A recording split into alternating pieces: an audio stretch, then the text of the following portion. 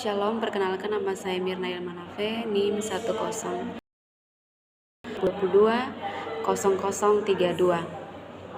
Prodi Pendidikan Kristen Anak Usia Dini, kelas A, semester 1.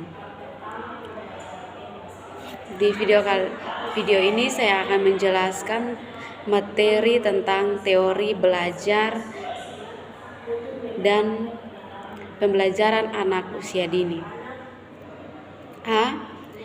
Penerapan teori belajar pada pembelajaran anak usia dini.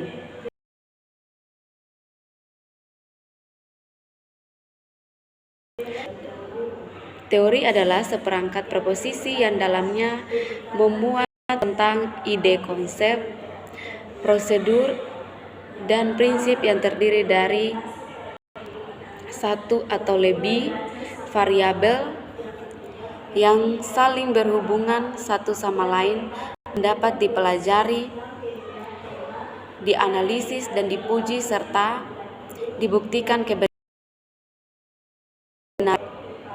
Sedangkan belajar adalah perubahan perilaku yang menetap sebagai hasil dari pengalaman dan interaksi dengan dunia. Teori belajar. Teori belajar adalah suatu teori yang di dalamnya terdapat tata cara pengaplikasikan kegiatan pembelajaran antara guru dan peserta didik, serta perencangan metode pembelajaran yang akan dilaksanakan di kelas maupun di luar kelas. Yang pertama,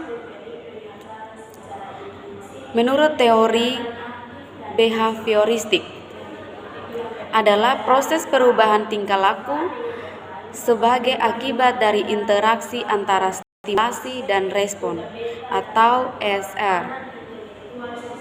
Stimulasi adalah sesuatu yang diberikan guru kepada peserta didik.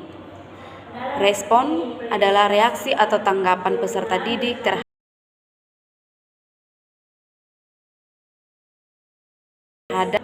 terhadap stimulasi. Teori yang kedua menurut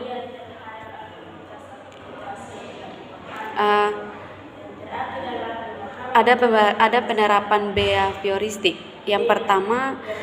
Penerapan yang pertama yaitu lingkungan belajar harus diperhatikan oleh guru, di mana lingkungan tersebut dapat mendukung proses pembelajaran. Yang kedua, guru lebih banyak memberikan contoh berupa instruksi dan selama mengajar.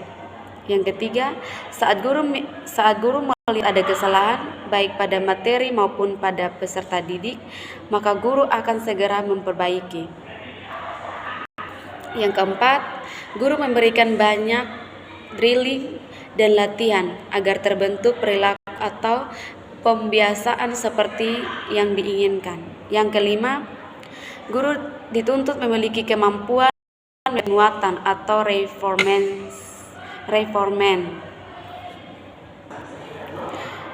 Menurut teori yang kedua yaitu teori kognitivistik. Kognitivistik adalah suatu usaha untuk mengerti sesuatu yang dilakukan secara aktif oleh peserta didik. Keaktifan ini dapat berupa mencari pengalaman dan informasi, memecahkan masalah, mencermati lingkungan, dan mempraktikkan sesuatu untuk meraih suatu tujuan. Menurut teori ini juga, pengetahuan yang dimiliki sebelumnya sangat menentukan keberhasilan dalam memahami pengetahuan.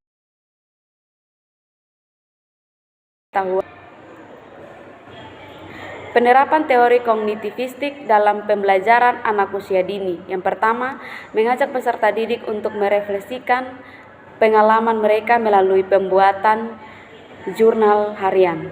Yang kedua, mendorong diskusi berdasarkan apa yang diajarkan kepada anak. Yang ketiga, membantu peserta didik menemukan solusi baru untuk suatu masalah untuk mengembangkan cara berpikir kritis. Yang keempat, mengajak peserta didik untuk memberikan penjelasan tentang ide atau pendapat yang mereka miliki. Yang kelima, meningkatkan pemahaman dan ingatan peserta didik melalui penggunaan visualisasi dan permainan dalam belajar.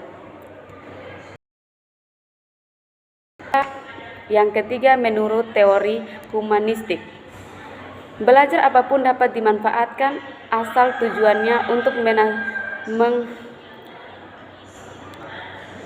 memanusiakan manusia.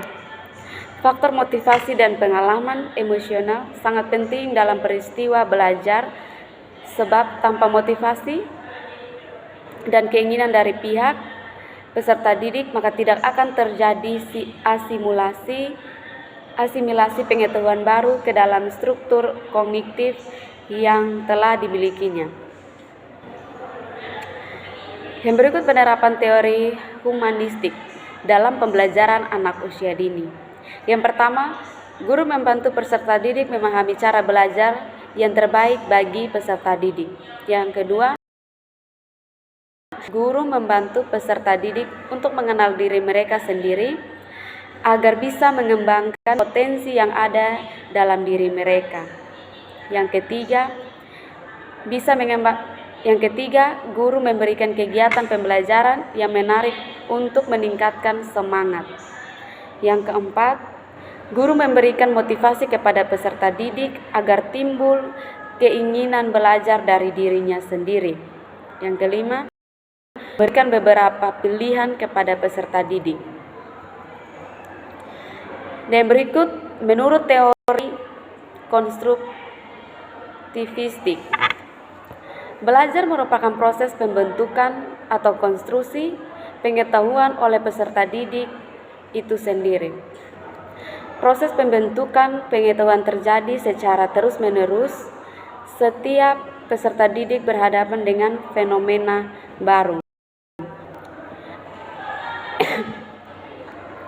Penerapan teori peserta didik penerapan teori konstruktivistik dalam pembelajaran anak usia dini. Yang pertama, guru banyak berinteraksi dengan peserta didik untuk memahami apa yang mereka pikirkan dan ketahui.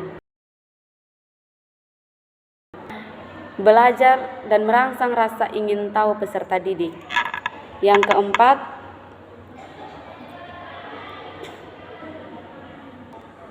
Yang ketiga, guru membantu peserta didik dalam mengekspresikan gagasan. Yang keempat, melibatkan peserta didik dalam pembelajaran yang aktif. Yang kelima, memahami pengalaman belajar yang lebih sesuai dengan kebutuhan peserta didik. Sekian video pembahasan mengenai penerapan teori pembelajaran anak usia dini. Terima kasih.